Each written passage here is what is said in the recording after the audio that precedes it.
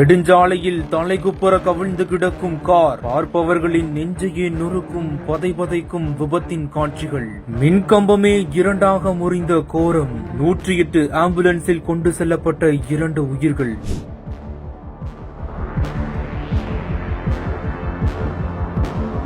மதுரை மாவட்டம் மேலூர் அருகே கீழக்கல்லந்தரியைச் சேர்ந்தவர் தேவராஜ். இவர் திண்டுக்கல்லில் உள்ள தனது உறவினர் வீட்டிற்கு வாடகை கார் மூலம் கீழக்கல்லந்தரியில் இருந்து திண்டுக்கல் நோக்கி சென்று கொண்டிருந்துள்ளார். அப்போது காரை மதுரை வண்டியூர் யாகப்பா நகரைச் சேர்ந்த சக்திவேல் என்பவர் ஓட்டி வந்துள்ளார். இந்நிலையில் மதுரை துவரங்குறிச்சி தேசிய நெடுஞ்சாலையில் நத்தம் வழியாக பள்ளப்பட்டி பிரிவு அருகே உள்ள மேம்பாலத்தில் அதிவேகமாக சென்று கொண்டிருந்த கார் திடீரென ஓட்டுநரின் கட்டுப்பாட்டை இழந்து சாலையின் நடுவில் இருந்த மின்கம்பத்தில் அதிபயங்கரமாக மோதியதில் மின்கம்பம் முறிந்து கார் தலைகுப்புற கவிழ்ந்து விபத்துக்குள்ளானது.